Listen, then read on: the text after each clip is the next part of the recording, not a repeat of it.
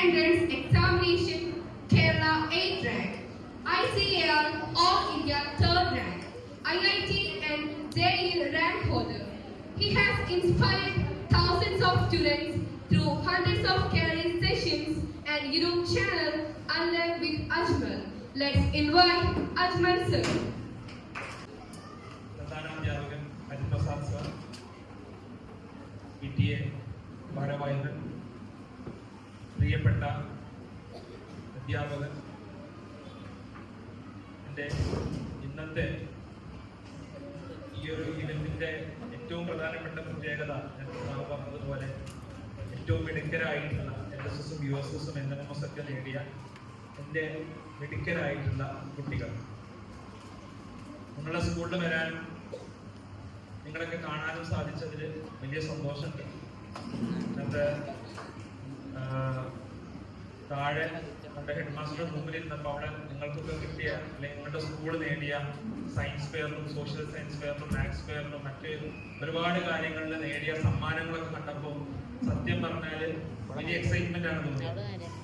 വളരെ ചെറിയ പ്രായത്തിൽ തന്നെ ഇത്രയധികം എന്താ പറയുക, ഒരു ഇവിടെ ഈ ഒരു പ്രദേശം എനിക്ക് പരിചയമുള്ള ഒരു പ്രദേശമാണ്. എൻ്റെ ഉപ്പാന്റെ നാട് ഇവിടുന്ന് കുറച്ച് അങ്ങോട്ട് പോയിട്ടാണ്. എൻ്റെ കുറെ കുടുംബങ്ങളുള്ള സ്ഥലമാണ്. അരീക്കോട്, ഇടവണ്ണ എന്നുള്ളതൊക്കെ പണ്ട് മുതലേ എഡ്യൂക്കേഷനിൽ ഒരുപാട് മുമ്പിൽ നിൽക്കുന്ന സ്ഥലങ്ങളാണ്. അപ്പൊ അതിനിടയിലുള്ള ഒരു കൊച്ചു ഗ്രാമം ഇത്രയധികം അക്കളേറ്റ്സ്, ഇത്രയധികം അഭിമാനാർഹമായിട്ടുള്ള സമ്മാനങ്ങൾ, അതേപോലെ നേട്ടങ്ങളെല്ലാം കേവലം ഒരു 10 വർഷത്തിനിടയിൽ, ഇതൊരു ഹൈസ്കൂളായി അപ്ഗ്രേഡ് ആയിട്ട് 10 വർഷമായി എന്നാണ് പറഞ്ഞത്. അതിനുള്ളിൽ നേടിയെടുത്ത് എന്നുള്ളത് ചെറിയ കാര്യമല്ല. ഇവിടുത്തെ അധ്യാപകരെയും ഇവിടുത്തെ വിദ്യാർത്ഥികളെയും മാനേജ്മെന്റിനെ എല്ലാവരെയും എന്താ പറയാ, അവർക്ക് നല്ലൊരു കൈയടി, നിങ്ങൾക്ക് എല്ലാവർക്കും നല്ലൊരു കൈയടി എന്റെ ഭാഗത്ത് നൽകിക്കൊണ്ട്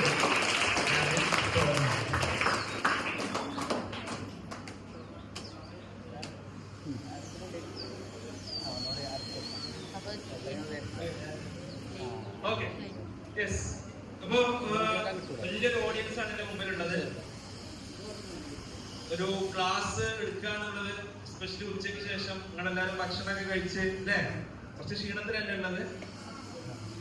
വലിയൊരു ക്ലാസ് എടുക്കുന്നതിന് പകരം കുറച്ച് കാര്യങ്ങൾ നമുക്ക് അങ്ങോട്ടും ഇങ്ങോട്ടും വേണ്ടി പറഞ്ഞിരിക്കാം. ഞാൻ കുറച്ച് കാര്യങ്ങളൊക്കെ ചോദിക്കും, നിങ്ങളടുത്ത് ചില റെസ്പോൺസ് ഒക്കെ ഞാൻ പ്രതീക്ഷിക്കുന്നുണ്ട്. പറയുന്നല്ലേ, റെഡിയാണോ?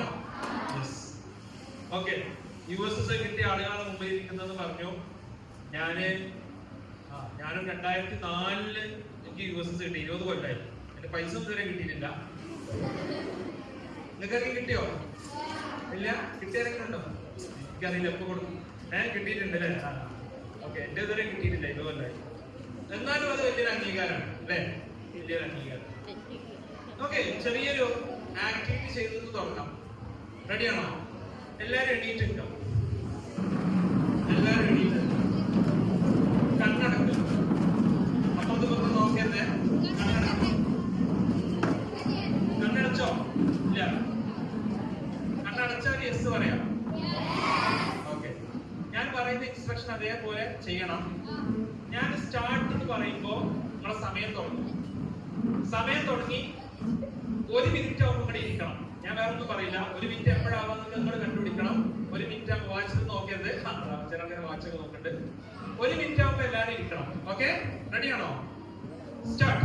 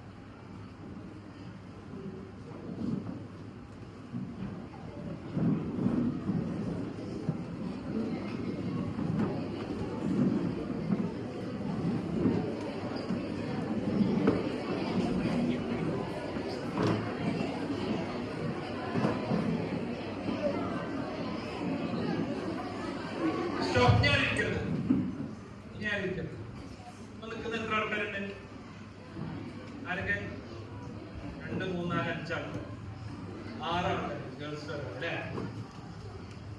ഇപ്പോഴാണ് 1 മിനിറ്റ് ആയത്. 1 മിനിറ്റ് കറക്റ്റ് നിന്ന ആൾക്കാർ എത്ര ആൾക്കാരാ? 6 ആളുകൾ മാത്രം. 2 കാര്യങ്ങൾ വരെയാണ്. Very good. ഇത് നല്ല ഒരു അപ്രീഷിയേഷൻ അവർക്ക് കൊടുക്കും. ഇതിന് എന്താ കാര്യം ചോദിക്കുന്നുണ്ടോ? ഇതിന് എന്തിനാണ് ചെയ്തതെന്നുള്ളത് വലിയൊരു കാര്യമൊന്നുമല്ല. ഇതിന്റെ ഞാൻ ചെയ്തതിന്റെ ഇതിലുള്ള ഒരു കാര്യം ഞാൻ പറയാം. ഒന്ന്, നമ്മളിപ്പോ ഈ ഷോർട്സിന്റെ റീൽസിന്റെ ഒക്കെ കാലത്ത് നമ്മളുള്ളത് അല്ലെ? രാവിലെ എണീറ്റാൽ തന്നെ നിന്റെ ഇഷ്ടപ്പെട്ട ബ്ലോഗർ എവിടെയൊക്കെ പോയി എന്തൊക്കെ ചെയ്തു എന്നുള്ളതാണ് നമ്മൾ നോക്കാറ് അല്ലെ? അതേപോലെ അപ്പൊ ഒരു 10 സെക്കൻഡ് 15 സെക്കൻഡ് 30 സെക്കൻഡ് ഒക്കെ അപ്പുറം കോൺസെൻട്രേറ്റ് ചെയ്യാന്ന് പറഞ്ഞാൽ തന്നെ എന്താണ് നല്ല ബുദ്ധിമുട്ടാണ്. അത് ഒരു കാര്യം. ഇപ്പൊ 1 മിനിറ്റ് കോൺസെൻട്രേറ്റ് ചെയ്യാൻ എന്തില്ല, നമ്മൾ ഭൂരിഭാഗം ആൾക്കാർക്ക് അറിയില്ല എന്നുള്ളത് ഒരു യാഥാർത്ഥ്യം. രണ്ടാമത്തെ കാര്യം എന്താ പറയുക, എത്ര ആൾക്കാര് സ്വയം സമയം മനസ്സിലാക്കാതെ ബാക്കി കസാര നീങ്ങുന്ന ഒച്ച കേട്ട് എത്ര ആൾക്കാർ ഇരുന്നു? ആരൊക്കെ കസാര നീങ്ങുന്ന കേട്ട് ആരോ ഇരുന്നു, അതുകൊണ്ട് ഞാൻ ഇരിക്കാന്ന് വിചാരിച്ചിരുന്ന എത്ര ആൾക്കാരുണ്ട്? എല്ലാവരും അങ്ങനെ തന്നെ. അവിടെ കൂടെ നോക്കണ്ട. എവിടുന്നോ ഒരു 30 സെക്കൻഡ് ആയപ്പോ 2 ആൾക്കാർ ബാക്കിൽ ഇരുന്നു അറിയാതെ. 30 സെക്കൻഡ് ആയപ്പോ ആ ശബ്ദം കേട്ടപ്പോ അടുത്ത റോ ഇരുന്നു അങ്ങനെ വന്ന് മുമ്പിൽ വരെ എത്തി. അതാണ് ശരിക്കും സംഭവിച്ചത്. ഓക്കെ. ഇപ്പൊ രണ്ടാമത്തെ കാര്യം, ഒന്ന് നമുക്ക് ക്ഷമ കുറവാണ്. രണ്ടാമത്തെ കാര്യം എന്താണെന്ന് വെച്ചാല് നമ്മൾ പലപ്പോഴും ചെയ്യുന്ന ബാക്കിയുള്ളവർ എന്ത് ചെയ്യുന്നോ അതിനെ ഫോളോ ചെയ്യാവുന്നതാണ്. അവനിരുന്നാൽ എനിക്ക് ഇരിക്കാൻ സമയം, നമുക്ക് തന്നെ ഒരു കോൺഫിഡൻസ് ഇല്ല. 1 മിനിറ്റ് ആയി, ഞാൻ എണ്ണീറ്റ് 1 മിനിറ്റ് ആയിട്ടില്ല, പക്ഷെ ബാക്കിയുള്ള ഇരുന്നല്ല അപ്പൊ ചിലപ്പോ ആയിട്ടുണ്ടാവാം, അതുകൊണ്ട് ഞാനേ ഇരിക്കുന്നു എന്ന് വിചാരിച്ചിരുന്ന ആളുകളാണ് ഭൂരിഭാഗം ആൾക്കാർ. അപ്പൊ നമ്മളൊരു ക്രൗഡിനെ ഫോളോ ചെയ്യുന്ന ആളുകളാണ്. അപ്പൊ നിങ്ങളെ ഒരു ഇൻസൈറ്റിന് വേണ്ടിയിട്ട് നിങ്ങളെ മനസ്സിലാക്കാൻ വേണ്ടിയിട്ട് പറഞ്ഞെന്നുള്ളൂ. രണ്ടും ആകരുത്. നമുക്കൊന്ന് കുറച്ച് ക്ഷമ വേണം. രണ്ടാമത്തേത് എന്ത് വേണം, നമ്മുടേതായിട്ടൊരു ഡിസിഷൻ എടുത്ത് മുന്നോട്ട് പോകണം. ഞാൻ ഒരു വീഡിയോ കാണിച്ചുകൊണ്ട് ഞാൻ തുടങ്ങാം. വീഡിയോ നമുക്ക് സ്ക്രീനിൽ കാണാം. എൻ്റെ ഒരു ഫ്രണ്ട് കഴിഞ്ഞ മാസം 2-3 മാസങ്ങൾക്ക് മുമ്പ് അമേരിക്കയിൽ പോയപ്പോൾ എടുത്തൊരു വീഡിയോ ആണ്. ജസ്റ്റ് കാണാനുള്ളൂ, സൗണ്ട് ഒന്നും നോക്കണ്ട.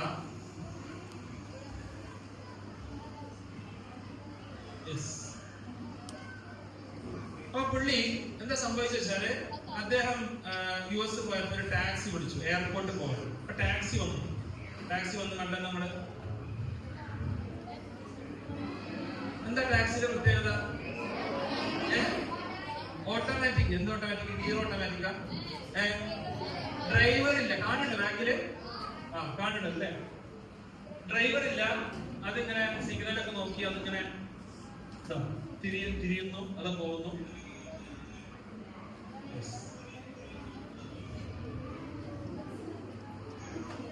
ഇത് അതാ സിഗ്നൽ ആയപ്പോ നിന്നു. ഇനി പോണ്ടപ്പോ തിരിഞ്ഞു പോകും. വണ്ടി പോയി നോക്കി, റെഡ് വന്നത് കാണാൻ നമുക്ക്, ഗ്രീൻ ആയപ്പോ പോകുന്നു. യെസ്. ഒന്ന് ആലോചിച്ച് നോക്കി, ഡ്രൈവർ ഇല്ലാതെ കാറുകൾ ഓടുന്ന ഒരു കാലം ഇനി എന്നോ നടക്കാനുള്ളതല്ല. ഓൾറെഡി ഏകദേശം 5-6 മാസം പ്രായമുള്ള വീഡിയോ ആണ് ഞങ്ങളെ കാണിക്കുന്നത്. നമ്മുടെ നാട്ടിൽ വരുമോ? പന്നിപ്പാലങ്ങാടിയിലൊക്കെ ഡ്രൈവർ ഇല്ലാതെ കാർ ഓടുമോ?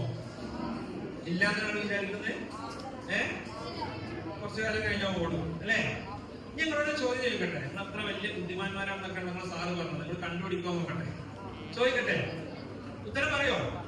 ഓക്കെ ആണോ? ചോദിക്കട്ടെ, ഡ്രൈവർ ഇല്ലാത്ത കാറ് വന്നാൽ ആരുടെ ജോലിയായിരിക്കും പോവാ? അത് പറയാൻ വലിയ ബുദ്ധിയൊന്നും വേണ്ട. ഇക്കോസിസ്റ്റം പാസ്സാണ്, അതൊക്കെ എല്ലാവർക്കും അറിയാം. ഓക്കെ. അടുത്തത് ആരുടെ ജോലിയായിരിക്കും? ഡ്രൈവർമാരല്ലെങ്കിൽ വേറെ ആരുടെയൊക്കെ ജോലി?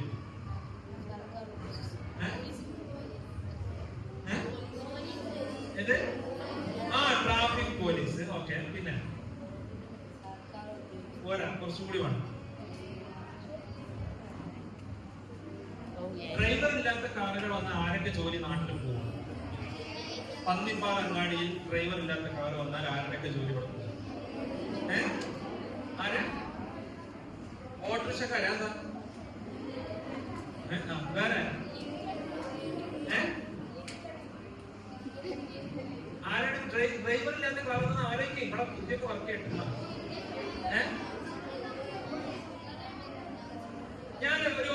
ഫാക്ട് ഞാൻ പറയട്ടെ, ഒരു വസ്തുത. ശ്രദ്ധിക്കണം, ഈ പോയിന്റ് നിങ്ങൾക്ക് കുറെ കാര്യങ്ങൾ കിട്ടും. ലോകത്തുള്ള 95% അപകടങ്ങളും ഡ്രൈവറുടെ അശ്രദ്ധ മൂലമാണ് നടക്കുന്നത്. എങ്ങനെ നാട്ടിലൊക്കെ അപകടം ഉണ്ടാകും? വാഹനാപകടം ഉണ്ടാകുന്നത് എങ്ങനെ? ഡ്രൈവറ് ഉറങ്ങിപ്പോവും, ഡ്രൈവർ ട്രാഫിക് നിയമം പാലിക്കൂല, ഡ്രൈവർ അപ്പുറത്തുകൂടി ഓവർടേക്ക് ചെയ്യില്ല. ഇങ്ങനത്തെ കാലം വന്നാൽ അപകടങ്ങൾക്ക് എന്ത് സംഭവിക്കും? 95% അപകടങ്ങളും കുറയും. അപ്പൊ ആരൊക്കെ ജോലി പോകും? ഡോക്ടർമാര് അല്ലേ? ഹോസ്പിറ്റൽ എമർജൻസി ഡിപ്പാർട്ട്മെന്റുകളിൽ ഇത്രയധികം ഡോക്ടർമാർ അല്ലെങ്കിൽ പാരാമെഡിക്കൽ സ്റ്റാഫുകളുടെ ആവശ്യം ഉണ്ടാവില്ല. Very good. പിന്നെ ആംബുലൻസ്, മെക്കാനിക്സ്, കാർ അപകടപ്പെട്ടില്ലാന്നുണ്ടെങ്കിൽ കാർ അപകടങ്ങളില്ലെങ്കിൽ വർക്ക്ഷോപ്പിലെ പണി കുറയില്ലേ? യെസ്. പിന്നെ ഇപ്പൊ കുറച്ചുകൂടി കിട്ടി. കാറിന് നിങ്ങളുടെ കാറിന് ഒരു ആക്സിഡന്റ് ഉണ്ടായെങ്കിൽ ആരും പോയാൽ കാണാം? ഫയർഫോഴ്സോ? കത്തിപ്പിടിക്കുന്നില്ല. ഇൻഷുറൻസ് കമ്പനികളിലെ ഇൻഷുറൻസ് കമ്പനികൾ വർക്ക് ചെയ്യുന്ന എങ്ങനെ? കാരണം അപകടം ഉണ്ടായിട്ട് വേണം അതിനാണ് നമ്മൾ ഇൻഷുറൻസ് കൊടുക്കുന്നത്. ഇപ്പൊ ഇൻഷുറൻസ് കമ്പനികളെ ബാധിക്കും. നമ്മളൊന്ന് ആലോചിച്ച് നോക്കിയാൽ, നമ്മൾ ആദ്യം എന്താ പറഞ്ഞത്? ഡ്രൈവർ ഇല്ലാത്ത കാറുകൾ വന്നാൽ ആര് ബാധിക്കും? ഡ്രൈവർമാരെ ബാധിക്കും. ഡ്രൈവർമാരെ മാത്രമാണ് ബാധിക്കുക. ആരൊക്കെ ബാധിക്കും? ഡോക്ടർമാരെ ബാധിക്കും, പോലീസുകാരെ ബാധിക്കും, എഞ്ചിനീയർമാരെ ബാധിക്കും, അല്ലെ? മെക്കാനിക്കുകളെ ബാധിക്കും, അല്ലെ? ഇങ്ങനെ ഒരുപാട് ആളുകളെ ബാധിക്കും. അതായത് നമ്മൾ മനസ്സിലാക്കേണ്ട കാര്യം എന്താ പറയുക? പോയിന്റ് സിമ്പിളായി പറഞ്ഞുതരാം. ഇങ്ങനത്തെ ടെക്നോളജികൾ, പുതിയ കാര്യങ്ങളൊക്കെ വരുമ്പോ അത് നമ്മളിങ്ങനെ നോക്കുമ്പോ കാണുന്ന ആൾക്കാരെ മാത്രമല്ല അത് ഇമ്പാക്ട് ചെയ്യാം. ലോകത്ത് ഒരുപാട് ആൾക്കാരെ അത് ബാധിക്കും. ഓക്കെ, ലോകത്ത് ഒരുപാട് ആളുകളെ ബാധിക്കും. അപ്പൊ ഈ കാലം മാറുന്നതിനനുസരിച്ച് ഒരുപാട് മാറ്റങ്ങൾ വരും. ഞാൻ വെറുതെ ചോദ്യം കൊണ്ട് വീണ്ടും ചോദിക്കട്ടെ, ഇപ്പൊ എത്ര വയസ്സായി? 11, 12, 13 വയസ്സായ ആൾക്കാരൊക്കെയാണ് എന്റെ മുമ്പിൽ ഇരിക്കുന്നത്. ഓക്കെ, ഇത് ഞാൻ ചോദിച്ച ചോദ്യം വേൾഡ് ഫേമസ് ആയിട്ടുള്ള എഡ്യൂക്കേഷനിസ്റ്റ് ഉണ്ട്, കെൻ റോബിൻസ് എന്നാണ് സാറിന്റെ പേര്. സാർ ചോദിച്ച ചോദ്യമാണ്. സാർ ചോദിച്ച ചോദ്യം ഇതാണ്: നിങ്ങൾ റിട്ടയർ ആവുന്ന ഒരു കാലത്തെ കുറിച്ച് നിങ്ങൾ ആലോചിച്ചിട്ടുണ്ടോ? നിങ്ങൾ ഓരോരുത്തരും എത്രാമത്തെ വയസ്സിലാണ് റിട്ടയർ ആവുക? ഇവിടെ നിങ്ങളെ ടീച്ചേഴ്സ് ഒക്കെ എത്ര വയസ്സിലാണ് റിട്ടയർ ആവുക? 60, 56 അല്ലേ? ഇപ്പൊ എത്ര? 60 വയസ്സിലാണ് നിങ്ങളെ ടീച്ചേഴ്സ് ഒക്കെ റിട്ടയർ ആവുക. നിങ്ങൾക്ക് ഓരോരുത്തർക്കും 60 വയസ്സാവണ ഒരു കാലഘട്ടം നമ്മളൊന്ന് ചിന്തിച്ചു നോക്കിയാൽ. ഇപ്പൊ 11 വയസ്സുള്ള നിങ്ങൾക്ക് 60 വയസ്സാവണം അല്ലേ? സ്കൂളൊക്കെ കഴിഞ്ഞ്, ഹയർ സെക്കൻഡറി ഒക്കെ കഴിഞ്ഞ്, ഡിഗ്രി ഒക്കെ കഴിഞ്ഞ്, PG കഴിഞ്ഞ്, ജോലിയൊക്കെ കിട്ടി, കല്യാണം കഴിച്ച്, കുട്ടികളായി, അല്ലേ? എന്താ ചിരി? പിന്നെ നിങ്ങളെ ജോലിയൊക്കെ ചെയ്ത് കുറച്ച് കഴിഞ്ഞ് പിന്നെ കുട്ടികൾക്ക് കുട്ടികളായി, നിങ്ങളൊക്കെ വലിയൊക്കെ ആയി, അല്ലേ? 60 വയസ്സായിട്ട് നിങ്ങളെല്ലാവരും റിട്ടയർ ആവും. നിങ്ങൾക്ക് 60 വയസ്സാകുമ്പോൾ വർഷം ഏതായിരിക്കും? ഇതേതാ വർഷം? 2025. 12 വയസ്സുള്ള ആൾക്ക്, നമുക്ക് ആവറേജ് 12 എടുക്കാം, ശരാശരി വയസ്സ് 12 ആക്കി എടുക്കാം. 12 വയസ്സുള്ള ഒരാൾക്ക് 60 വയസ്സാണെന്നുണ്ടെങ്കിൽ എത്ര കാലം കഴിയണം? എത്ര കാലം കഴിയണം? 48 കൊല്ലം കഴിയണം. 2025 പ്ലസ് 48 എത്രയാണ്? 2025 പ്ലസ് 40. എന്ത് യൂസ്? 2063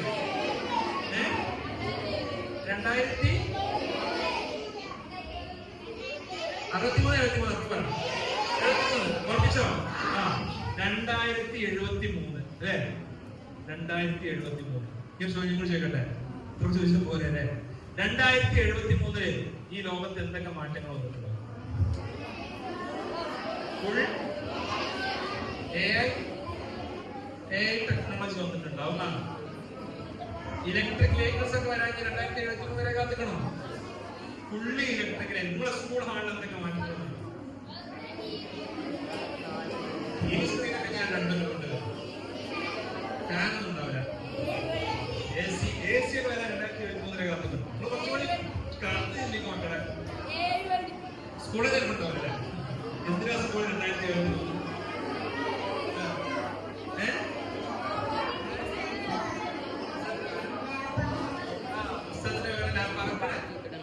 പറക്കണ കാലം അങ്ങനെയൊക്കെ ചിന്തിക്കും. പറക്കണ കാലം പേരെന്താ? സെയ്ത് പറഞ്ഞത് പോലെ പറക്കുന്ന കാറിലെ ട്രാഫിക് ഒന്നും ഉണ്ടാവില്ല. എന്താ പറയാ, കാറ് പറന്നു വന്ന് നമ്മുടെ വീടിന്റെ മേലെ ഇറങ്ങും. പിന്നെ ഞാൻ ഈ ക്ലാസ് എടുക്കണം എന്നുണ്ടെങ്കില് ചൂലോ ഷൂ, പറക്കുന്ന ഷൂസ്. നമ്മളിങ്ങനെ ഷൂസ് ഇട്ടാൽ മതി, ഷൂസ് നമ്മൾ പറത്തി കണ്ടാൽ കൊണ്ടുപോകും. ഞാൻ പറയുന്നറിയോ, ഇപ്പൊ നമുക്കറിയാം ഒരു അയൺമാൻ പോലത്തെ സൂട്ട്. അങ്ങനത്തെ ഇങ്ങനെയാണ് നമ്മുടെ ഭാവനകൾക്ക് ചിറകുകൾ വരുന്നത് അല്ലെ. ഇതൊക്കെ ഭാവിയിൽ ഉണ്ടാക്കുന്ന ആൾക്കാരാണ്. ഞാൻ പറയുന്നത് എന്താന്ന് വെച്ചാല്, ഇപ്പൊ നമുക്കറിയാം ഒരു ഏപ്രിൽ മെയ്യൊക്കെ ആയ നല്ല ചൂടാണ് അല്ലെ. മഴയൊക്കെ പെയ്താല് പെരും മഴ, വെള്ളപ്പൊക്കം അല്ലെ. ഞാനൊക്കെ സ്കൂൾ പഠിച്ചിരുന്ന സമയത്ത് ഒരു മഴയൊക്കെ പെയ്താല് ഒന്നും ഒഴിവൊന്നും കിട്ടിയിട്ടില്ല. ഞങ്ങൾക്കൊന്നും മഴ പെയ്തിട്ട് ഒഴിവ് കിട്ടിയില്ല. ഞങ്ങൾക്കൊക്കെ മഴ പെയ്ത അപ്പൊ ഒഴിവാണ്. കളക്ടർ പേജ് ഉപയോഗിച്ച് നോക്കി, ഇന്ന് ഒഴിവ് ദിവസം, നാളെ ഒഴിവ് ദിവസം അല്ലേ. അപ്പോ അങ്ങനെ അത്ര മഴ പെയ്യുന്നു. ചിലപ്പോ നിങ്ങളാരും ഇവിടെ നിന്നാലും ഭൂമി ചിലപ്പോൾ വാസയോഗ്യമല്ലാതെ അവിടെ ചിലപ്പോൾ ഇവിടെ അവര് ജീവിക്കാം. നിങ്ങൾ വല്ല മാർസിലോ അല്ലെങ്കിൽ മൂണിലൊക്കെ പോയി ജീവിക്കും. ശരി, ഞാൻ നിങ്ങളെ പാരന്റ്സിനെ കാണാൻ വേണ്ടിയിട്ട് നിങ്ങള് ഒരു എന്താ പറയാ ശനിയാഴ്ച കൊണ്ട് സ്പേസ് ഷട്ടിൽ വരും, തിങ്കളാഴ്ച രാവിലെ തിരിച്ചു പോകും എന്നൊക്കെ ഞാൻ പറഞ്ഞത്. അത് വിശ്വസിക്കുന്ന എത്ര ആൾക്കാരുണ്ട് അവിടെ? ഇത് വിശ്വസിക്കുന്ന എത്ര ആൾക്കാരുണ്ട്? കുറച്ച് ആൾക്കാരുണ്ട്. ഇതൊന്നും നടക്കൂലെന്ന് തോന്നുന്ന എത്ര ആൾക്കാർ? ബാക്കിയുള്ളവർക്ക് എന്താ സംഭവം? ഒരു 10-15 കൊല്ലം മുമ്പാണ് ഞാൻ ഇവിടെ വന്ന് ക്ലാസ് എടുക്കണമെന്ന് വിചാരിക്കും. 15 കൊല്ലം ബാക്കിലോട്ട് നമ്മുടെ ടൈം മെഷീനിൽ പോവാം. ഓക്കെ, ലോകത്ത് ഒരു ചോദ്യം, ഇടയ്ക്കിടയ്ക്ക് ചോദ്യം ചെയ്യുന്നു, ലോകത്ത് ഏറ്റവും കൂടുതൽ വിറ്റഴിക്കപ്പെട്ട ഇലക്ട്രോണിക് ഡിവൈസ് ഏതാണ്? ഏത് ഫോൺ? ഐഫോൺ ആണ്. നോക്കിയ എന്ന് പറഞ്ഞ ഫോൺ ഇപ്പോഴും. പക്ഷെ നോക്കിയ ഫോൺ നിങ്ങൾ കണ്ടിട്ടുണ്ടോ? ഡയറക്റ്റ് കണ്ടിട്ടില്ലേ? അവര് ഉപയോഗിക്കുന്ന ഫോണാണ്. ഞാന് 15 കൊല്ലം മുമ്പ് ക്ലാസ് എടുക്കാൻ വരുമ്പോ എന്റെ കയ്യിൽ ഏത് ഫോൺ ഉണ്ടാവുക? ഐഫോൺ ഉണ്ടാവുക. നോക്കിയ ഫോൺ ഉണ്ടോ അല്ലെ? ഈ നോക്കിയ ഫോൺ വെച്ച് ഞാൻ പറയാണ് ഈ ഫോണൊക്കെ പോയിട്ട് വേറെ വലിയ സ്ക്രീനുള്ള ഫോൺ വരും. ആ ഫോണില് സിനിമ കാണാൻ പറ്റും, ഫുട്ബോൾ കാണാൻ പറ്റും, ക്രിക്കറ്റ് കാണാൻ പറ്റും, അതേപോലെ തന്നെ എന്ത് ചെയ്യാൻ പറ്റും? ഗെയിം കളിക്കാൻ പറ്റും, പൈസ ട്രാൻസ്ഫർ ചെയ്യാൻ പറ്റും, ലോകം മുഴുവൻ ട്രാവൽ ചെയ്യാൻ പറ്റും. ഓക്കെ, ഇങ്ങനെയൊക്കെ പറഞ്ഞിട്ടുണ്ടെങ്കിൽ നിങ്ങൾ എത്ര ആൾക്കാർ വിശ്വസിക്കും? ആരും വിശ്വസിക്കില്ല. വെറുതെ കൈകൊടുക്കുകയാണ് അല്ലേ? പക്ഷെ നമ്മൾ ആലോചിച്ച ലോകം മാറി. നോക്കിയ എന്ന് പറഞ്ഞ കമ്പനി ഫോൺ ഇപ്പൊ അധികം ഉണ്ടാക്കുന്നില്ല അല്ലേ? കാരണം എന്താ നിങ്ങൾക്ക് ഇതാണ് എനിക്ക് നിങ്ങളോട് ഇന്നത്തെ ക്ലാസ്സിൽ പറയാനുള്ള, എന്റെ പ്രിയപ്പെട്ട കുട്ടികളോട് പറയാൻ ഒന്നാമത്തെ ലെസൺ എന്നുള്ളത്. ശ്രദ്ധിച്ചോണേ, if you don't update yourself you will get outdated. നിങ്ങൾ സ്വയം നിങ്ങളെ നവീകരിച്ചു കൊണ്ടിരിക്കുന്നില്ല എന്നുണ്ടെങ്കിൽ, നിങ്ങൾ സ്വയം അപ്ഡേറ്റ് ചെയ്യുന്നില്ല എന്നുണ്ടെങ്കിൽ നിങ്ങൾ എന്തായി മാറും? നിങ്ങൾ ഔട്ട്ഡേറ്റഡ് ആയി മാറും. ലോകത്തുള്ള വലിയ കമ്പനികളിലാണ് ഒന്നാണ് നോക്കിയ. ആയിരുന്നു നോക്കിയ. ഇന്ന് നോക്കിയ ഫോൺ ഉണ്ടാക്കുന്നത് നിർത്തി. എന്താ കാരണം? അപ്ഡേറ്റ് ചെയ്യുന്നില്ല. ഐഫോൺ വന്നു, ആൻഡ്രോയിഡ് വന്നു, നോക്കിയ വിചാരിച്ചു ഞങ്ങളെ ഫോണെ ആൾക്കാർ വാങ്ങുള്ളൂ. അങ്ങനെയാണോ? അല്ല. ലോകം മാറി. ലോകം മാറുമ്പോൾ കൂടെ ഓടാൻ നമുക്ക് പറ്റണം. ലോകം മാറുമ്പോൾ നമ്മൾ കൂടെ ഓടണം. നമ്മുടെ മുമ്പില് അത്രയും ഓപ്പർച്യൂണിറ്റീസ് ഉണ്ട്. നമ്മുടെ മുമ്പിൽ ലോകത്തിൽ അത്രയധികം ഓപ്പർച്യൂണിറ്റീസ് നിങ്ങളുടെ മുമ്പിൽ ഇങ്ങനെ നീണ്ടു നിവർന്ന് കിടക്കാണ്. ഓക്കെ, ഞാനൊരു വിദേശ യാത്രയ്ക്ക് ശേഷമാണ് ഞാൻ ഇവിടെ നിൽക്കുന്നത്. കഴിഞ്ഞൊരു 2 ആഴ്ചയായിട്ട് 5 രാജ്യങ്ങളിലൂടെ ഞാൻ യാത്ര ചെയ്തു. 5 രാജ്യങ്ങൾ. ഇന്ന് UAE അറിയാലോ, ദുബായ്, അബുദാബി, അതേപോലെ തന്നെ ഫിൻലാൻഡ്, സ്വീഡൻ, എസ്റ്റോണിയ, ഖത്തർ. ഈ 5 രാജ്യങ്ങളിലൂടെയാണ് കഴിഞ്ഞ 2 ആഴ്ചകളായിട്ട് പോയത്. ആ യാത്ര പോയി വന്നപ്പോ എനിക്കുണ്ടായ അനുഭവം ഞാൻ നിങ്ങൾക്ക് ഒരു ഫോട്ടോ കാണിച്ചത്. ആ ഫോട്ടോ ജസ്റ്റ് ഒന്നുമില്ല, ഒരു ഫോട്ടോ ഞാനുള്ള ഒരു ഫോട്ടോ ആണ്. അതായത് ഞാൻ പോയത് UAE-ലോട്ട് പോയത്. ആദ്യം UAE-ലോട്ട് പോയത് അവിടെ പുതിയൊരു യൂണിവേഴ്സിറ്റി തുടങ്ങിയിട്ടുണ്ട്. അബുദാബി ഗവൺമെന്റ് യൂണിവേഴ്സിറ്റി തുടങ്ങിയത്. ഞാനിത് ഇവിടെ പറയാനുള്ള റീസൺ എന്താ? സാറ് ഫസ്റ്റ് IITs-നെ കുറിച്ചും അതേപോലെ തന്നെ പ്രീമിയർ ഇൻസ്റ്റിറ്റ്യൂഷനിൽ പഠിക്കുന്നതിനെ കുറിച്ചും നല്ല സ്ഥാപനങ്ങളിൽ പഠിക്കുന്നതിനെ കുറിച്ചൊക്കെ പറഞ്ഞു. ഞാനും അതിനെ കുറിച്ച് നിരന്തരം പറഞ്ഞുകൊണ്ടിരിക്കുന്ന ഒരാളായിരുന്നു. ഇന്നിവിടെ വന്നിട്ട് ഈ ഒരു യാത്രയ്ക്ക് ശേഷം ഒരു പക്ഷേ ഇത് നിങ്ങളോട് ഈ ഫോട്ടോകൾ കാണിച്ചിട്ടുണ്ടെങ്കിൽ കുറച്ചുകൂടി കാര്യങ്ങൾ നിങ്ങൾ അത്രയും നല്ല കുട്ടികളായതെന്ന് പറഞ്ഞതെന്ന് എനിക്ക് തോന്നുന്നു. ഞാൻ അവിടെ UAE-യിലെ അബുദാബിയിലെ പുതിയൊരു യൂണിവേഴ്സിറ്റി അവിടുത്തെ ഗവൺമെന്റ് ഉണ്ടാക്കിയത്. ആ യൂണിവേഴ്സിറ്റിയുടെ പേര് നിങ്ങൾ വേണമെന്നുണ്ടെങ്കിൽ പോയി ഗൂഗിൾ ചെയ്യാം. MBZUAI എന്നാണ്. Mohamed bin Zayed University for Artificial Intelligence. Mohamed bin Zayed അവിടെ ഒരു ഗസ്റ്റ് ആയിട്ട് പോയതായിരുന്നു. ഞാൻ അവിടെ അവരെ ഇൻവൈറ്റ് ചെയ്തിട്ട് ഒരു ഗസ്റ്റ് ആയിട്ട് പോയതായിരുന്നു. നമുക്ക് ഒരുപാട് ആൾക്കാരെ കാണാം, പല രാജ്യങ്ങളിൽ നിന്നുള്ള ആളുകൾ അല്ലെ, ഏകദേശം 50ഓളം രാജ്യങ്ങളിൽ നിന്നുള്ള ആളുകൾ അവർ ഗസ്റ്റായി എഡ്യൂക്കേഷനുമായി ബന്ധപ്പെട്ട് വർക്ക് ചെയ്യുന്ന ആളുകൾ വിളിച്ചിരുന്നു. അമേരിക്കയിലുള്ള ആളുകളുണ്ട്, റഷ്യയിലുള്ള ആളുകളുണ്ട്, ജപ്പാനിലുള്ള ആളുകളുണ്ട്, ചൈനയിലുള്ള ആളുകളുണ്ട്. ഞങ്ങൾ എല്ലാവരും കൂടി ഒരുമിച്ച് നിർത്തുന്ന ഫോട്ടോ ആണ്. ആ യൂണിവേഴ്സിറ്റി പോയത് എന്തിനാണെന്നറിയോ? ആ യൂണിവേഴ്സിറ്റി പുതുതായിട്ട് AI നിങ്ങൾക്ക് അറിയാൻ എന്താണുള്ളത്, ആർട്ടിഫിഷ്യൽ ഇന്റലിജൻസ് AI ഒരു കോഴ്സ് തുടങ്ങിയിട്ടുണ്ട്. 4 ഇയർ കോഴ്സ്, 4 വർഷത്തെ കോഴ്സ്. അവര് ഞങ്ങളടക്കമുള്ള ആൾക്കാരെ കൊണ്ടുപോയി ആവശ്യപ്പെട്ട എന്താന്ന് വെച്ചാല്, നിങ്ങളുടെ നാട്ടിലുള്ള ഏറ്റവും മിടുക്കരായിട്ടുള്ള കുട്ടികളെ ഞങ്ങൾക്ക് വിട്ടുതരണം. അതിൽ ഒരാൾ ചിലപ്പോ ഈ റൂമിൽ എവിടെയെങ്കിലും ഇരിക്കുന്നുണ്ടാവാന്നുള്ള പ്രതീക്ഷയിലാണ് ഞാൻ ഇവിടെ ഒന്ന് പറഞ്ഞത്. ഞാൻ ആദ്യമായിട്ടാണ് ഞാൻ നാട്ടിൽ വന്നിട്ട് ഒരു സ്കൂളിൽ വന്നിട്ട് ഈ ഒരു കാര്യം ഞാൻ പറയുന്നത്. ഓക്കെ, അവിടെ പോവാൻ ഒരു 4 വർഷത്തിനപ്പുറം പോവാൻ സാധ്യതയുള്ള ഒരാള് അല്ലെങ്കിൽ 2 ആള് ചിലപ്പോ ഈ പന്നിപ്പാറ സ്കൂളിലെ ഓഡിറ്റോറിയത്തിൽ ചിലപ്പോൾ ഇരിക്കുന്നുണ്ടാവും.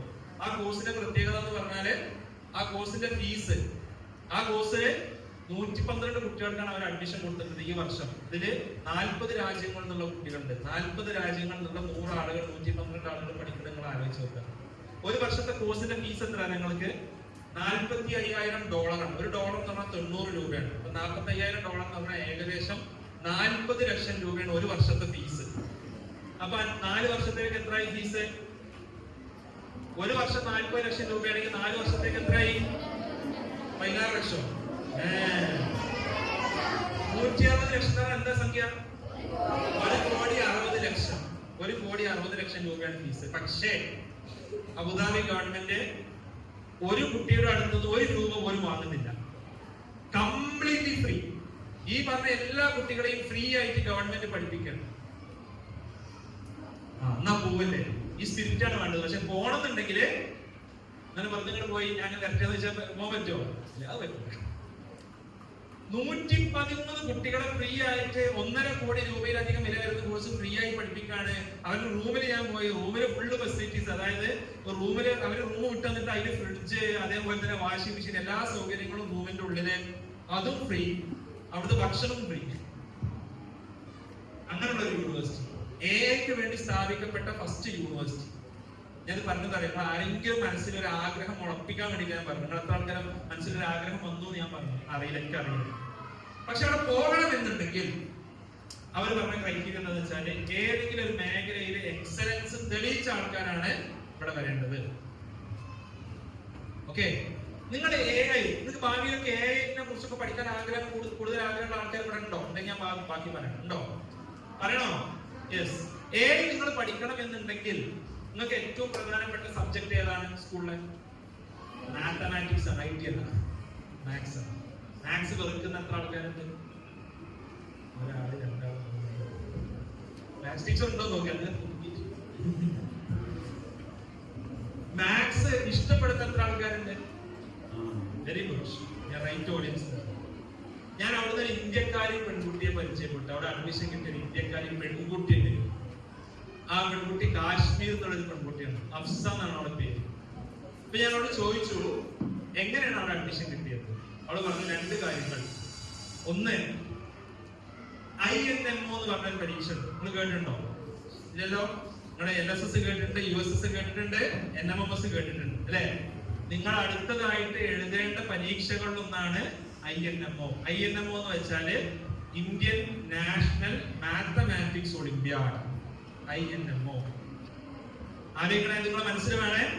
INMO, Indian National Mathematics Olympiad. INMOയില് നാഷണൽ ലെവലിൽ വിന്നർ ആയിരുന്നു. അതോടൊപ്പം തന്നെ debating competition, inter school debating competition, പ്രസംഗ മത്സരത്തിൽ, സംവാദ മത്സരത്തിൽ വിന്നർ ആയിരുന്നു. ഇത് രണ്ടുമാണ് അവിടെ എത്തിച്ചത്. അതായത് നിങ്ങളിപ്പോ എഴുതുന്ന LSS, USS, NMMS പരീക്ഷകളും അതോടൊപ്പം ഉള്ള ഈ കോമ്പറ്റീറ്റീവ്സ് ഒളിമ്പ്യാഡ്സിന്റെ കാര്യം ഞാൻ പറഞ്ഞുതരാം. 8ാം ക്ലാസ് മുതൽ നിങ്ങൾക്ക് ഒളിമ്പ്യാഡ് പരീക്ഷകൾ എഴുതാൻ പറ്റും. ഒരുപാട് സ്കൂളുകളിലൊന്നും അധികമൊന്നും കുട്ടികൾ എഴുതാൻ, കാരണം നിങ്ങൾക്ക് NMMS കഴിഞ്ഞാല് മുമ്പൊക്കെ 10ാം ക്ലാസ്സിൽ NTSC എന്ന് പറഞ്ഞ പരീക്ഷ ഒക്കെ ഉണ്ടായിരുന്നു. അതൊന്നും ഇപ്പൊ ഇല്ല. നിങ്ങൾക്ക് +1, +2 എത്തുമ്പോൾ JEO, NEET ഒക്കെയാണ് ഉള്ളത്. ഓക്കെ, അതല്ലാതെ കുറച്ച് സംഭവങ്ങളുണ്ട്. ഞങ്ങൾക്ക് പറഞ്ഞു, ഞങ്ങൾ അത്ര നല്ല കുട്ടികളായതുകൊണ്ട് മാത്രമാണ് ഞാൻ ഇത്ര ഡീറ്റെയിൽ ആയി പറഞ്ഞിട്ടോ. വേറെ എവിടെ പോയിട്ട് നിങ്ങൾ അത്ര ശ്രദ്ധയോടെ ഇത് കേൾക്കുന്നതുകൊണ്ടാണ് എനിക്കിത് പറയണം തോന്നുന്നത്. സാധാരണ എല്ലാ കുട്ടികളോടും ഞാൻ അതൊന്നും പറയില്ല. കാരണം ഇത് അത്ര ഇൻട്രസ്റ്റ് ഉള്ള ആൾക്കാർക്ക് ഇത് തലയിൽ കയറുള്ളൂ. IOQ എന്ന് പറഞ്ഞൊരു പരീക്ഷ ഉണ്ട്. എന്താണ് IOQ? നോട്ടുള്ളവർ എഴുതിയേക്കണം. Indian Olympiad Qualifier in Mathematics. IOQM എന്നുള്ളത് Indian Olympiad Qualifier in Mathematics. ആദ്യം ഒളിമ്പ്യാഡ് എന്താന്ന് ഞാൻ പറയാം. ഒളിമ്പ്യാഡ് എന്ന് പറഞ്ഞാല് ഇപ്പൊ നിങ്ങള് ഒളിമ്പിക്സ് കേട്ടിട്ടില്ലേ? എന്താ ഒളിമ്പിക്സ് പറഞ്ഞാല്? ഒളിമ്പിക്സ് പറഞ്ഞാൽ എന്താ? ലോകത്തുള്ള വലിയൊരു മത്സരം അല്ലേ? 100 മീറ്റർ 200 മീറ്റർ ഹോക്കി ഫുട്ബോൾ എല്ലാ സംഭവങ്ങളുള്ള മത്സരമാണ്. ലോകത്തിലെ ഏറ്റവും ബെസ്റ്റ് അത്ലറ്റുകൾ പോയി പങ്കെടുക്കുന്ന മത്സരമാണ് ഒളിമ്പിക്സ്. ഓക്കെ, ഒളിമ്പിക്സിൽ എന്താ ചെയ്യാ? ആദ്യം സ്റ്റേറ്റ് ലെവൽ വിന്നേഴ്സ് ഉണ്ടാവും, പിന്നെ നാഷണൽ ലെവൽ വിന്നേഴ്സ് ഉണ്ടാവും, അവർ ഇന്റർനാഷണൽ ലെവലിൽ പോകും.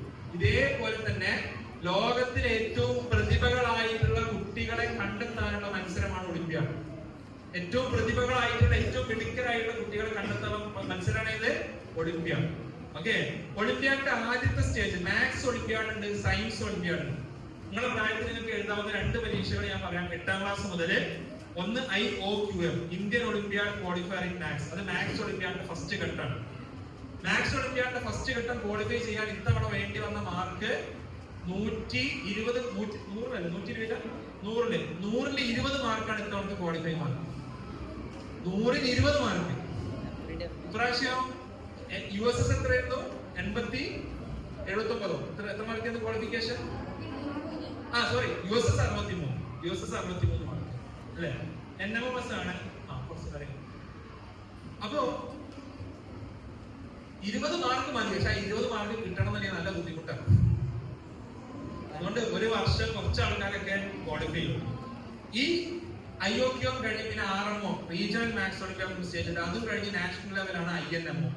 ഇതിൽ ക്വാളിഫൈ ചെയ്യുന്ന ആളുകൾ ഇന്ത്യയെ റെപ്രസെന്റ് ചെയ്തുകൊണ്ട് ഇന്റർനാഷണൽ മാത്സ് ഒളിമ്പ്യാഡ് IMO എന്ന് പറഞ്ഞ കോമ്പറ്റീഷനിൽ പങ്കെടുക്കും. നിങ്ങളൊക്കെ IMOയിൽ എത്തിയാണ്ടല്ലോ, നിങ്ങൾ ആരെങ്കിലും ഒരാൾ IMOയിൽ എത്തിക്കഴിഞ്ഞാല് നിങ്ങൾ ലോകത്തുള്ള ഏത് യൂണിവേഴ്സിറ്റിയിലും സ്റ്റാൻഫോർഡ്, ഹാർവാർഡ്, MIT പോലുള്ള യൂണിവേഴ്സിറ്റി നിങ്ങൾ ഫ്രീ ആയി പഠിക്കും. കോടികൾ സ്കോളർഷിപ്പ് നിങ്ങൾ ഫ്രീ ആയി പഠിക്കും. ഞാൻ പറഞ്ഞത് നമ്മുടെ സ്വപ്നങ്ങൾക്ക് അതിരുകൾ വെക്കേണ്ട ഒരു കാലഘട്ടത്തിലല്ല നമ്മൾ. രണ്ടാമത്തെ 2 ആളുകൾ പറഞ്ഞല്ലോ, NSEJS, national standard examination in junior science. Okay, ഇതാണ് NSEJS. അതാണ് junior science Olympiad. Science Olympiad ആണ്. ഓക്കെ, അപ്പൊ നിങ്ങൾ 8ാം ക്ലാസ് മുതൽ നിങ്ങൾ എസ്പെഷ്യലി NMMS USS കിട്ടിയ കുട്ടികള് നിങ്ങൾ ഇതുകൂടി എഴുതണം. ഇത് ഗവൺമെന്റ് നടന്ന പരീക്ഷ, സെൻട്രൽ ഗവൺമെന്റ് നടന്ന പരീക്ഷ. ഓക്കെ, ഇന്ത്യ ഗവൺമെന്റ് നടത്തുന്ന Tata institute of fundamental research എന്ന സ്ഥാപനവുമായി ചേർന്നിട്ട് അവരാണ് അതിന്റെ കാര്യങ്ങളൊക്കെ നടത്തുന്നത്. നിങ്ങൾക്ക് 200-300 രൂപ എന്തോ ഫീസ് കൊടുത്ത പരീക്ഷ എഴുതാൻ പറ്റും. അങ്ങനെ എഴുതി വരുന്ന കുട്ടികളൊക്കെയാണ് എന്ത് ചെയ്യുന്നത്? ഇതുപോലുള്ള സ്ഥാപനത്തില് 1 കോടി 1.5 കോടി രൂപ സ്കോളർഷിപ്പ് കൊടുത്ത് ജോയിൻ ചെയ്യിപ്പിക്കുന്നത്. അപ്പൊ അത് എഴുതൂലേ? അടുത്ത വർഷം ഒരു IOQM ചിലപ്പോൾ 2 വർഷം എഴുതുന്നിരുന്നാലേ കിട്ടുള്ളൂ. ഓക്കെ, അപ്പൊ നമ്മൾ മനസ്സിലാക്കേണ്ട കാര്യം എന്താണെന്ന് വെച്ചാല് നമ്മുടെ ചുറ്റും ഒരുപാട് ഓപ്പർച്യൂണിറ്റീസ് ഉണ്ട്. ഇനി ഞാൻ പറയുന്നത് ഇന്ത്യയിലെ ഓപ്പർച്യൂണിറ്റീസ് അല്ല, ഇന്റർനാഷണൽ ഓപ്പർച്യൂണിറ്റീസ് ഉണ്ട്. ഇതേപോലെയുള്ള രാജ്യങ്ങളിൽ നിങ്ങൾക്ക് പോയി പഠിക്കാനുള്ള അവസരമുണ്ട്. ഞാൻ നേരിട്ട് കണ്ട് ബോധ്യപ്പെട്ട് വന്നുകൊണ്ടാണ് ആ ഫോട്ടോകൾ കാണിച്ചത്, വേറെ ഒന്നിനല്ല. അപ്പോ ഇതിലോട്ടൊക്കെ നമ്മൾ എത്തണം. ഓക്കെ, അതിലെത്തണം എന്നുണ്ടെങ്കിൽ നമ്മൾ നിരന്തരം അപ്ഡേറ്റഡ് ആയിക്കൊണ്ടേയിരിക്കണം. യെസ്, അടുത്ത കരിയറുകളെ കുറിച്ച് നിങ്ങൾക്ക് എത്ര ആൾക്കാർക്ക് ഞാൻ ചെറിയൊരു ഗൈഡൻസ് നിങ്ങളുടെ കരിയറുമായി ബന്ധപ്പെട്ട് 1-2 കാര്യങ്ങൾ ഞാൻ പറയാം. ഓക്കെ, ഡോക്ടർ ആവണമെന്ന് ആഗ്രഹമുള്ള എത്ര ആൾക്കാരുണ്ട്? ധൈര്യമായി കഴിയും. എഞ്ചിനീയർ ആവണമെന്ന് ആഗ്രഹമുള്ള എത്ര ആൾക്കാരുണ്ട്? ഓക്കെ, ഒരു റിസർച്ചർ സയന്റിസ്റ്റ് ആവണമെന്ന് ആഗ്രഹമുള്ള എത്ര ആൾക്കാരുണ്ട്? IAS ആവണമെന്ന് ആഗ്രഹമുള്ള എത്ര ആൾക്കാരുണ്ട്? IAS, IPS, IFS ഒക്കെ ആകണമെന്ന് ആഗ്രഹമുണ്ട്. ഒരു CA അല്ലെങ്കിൽ ചാർട്ടേഡ് അക്കൗണ്ടന്റ് അങ്ങനെയൊക്കെ പോകണമെന്ന് ആഗ്രഹമുള്ള എത്ര ആൾക്കാരുണ്ട്? 2-3 ആൾക്കാരുണ്ട്. പ്രത്യേകിച്ച് എന്റെ ആഗ്രഹം കണ്ടെത്തിയില്ല എന്ന് തോന്നുന്ന എത്ര ആൾക്കാരുണ്ട്? നമ്മളത് ചെയ്യുന്നില്ല. നിങ്ങളെല്ലാവരും ആഗ്രഹം കുറച്ച് ആൾക്കാരുണ്ട്. എങ്ങനെ നിങ്ങളുടെ ആഗ്രഹം കണ്ടെത്താന്ന് പറയണോ? നിങ്ങളെ ആഗ്രഹങ്ങളൊക്കെ ശരിയാണെന്ന് പറയാം. അതിനാണ് നിങ്ങൾ ഇക്കിഗായ് എന്ന് പറഞ്ഞ ജാപ്പനീസ് ടേം നമ്മൾ ഉപയോഗിക്കുന്നത്. ഇക്കിഗായ് കേട്ടിട്ടുണ്ടോ? ഇക്കിഗായ് എന്ന് പുസ്തകമുണ്ട്. ഇക്കിഗായ് എന്ന് പറഞ്ഞാൽ റീസൺ ഫോർ ബീയിങ്, ജീവിക്കാൻ ഒരു കാരണം എന്നാണ് അർത്ഥം. 4 കാര്യങ്ങൾ നിങ്ങൾ നോക്കണം എന്നാ പറയുന്നത്. 4 കാര്യങ്ങൾ. ഒന്നാമത്തെ കാര്യം പാഷൻ. എന്താ പാഷൻ എന്ന് പറഞ്ഞാല്? പാഷൻ നമ്മൾ സാധാരണ കേൾക്കാറുള്ള വാക്കല്ലേ? എന്താ പാഷൻ എന്ന് പറഞ്ഞാൽ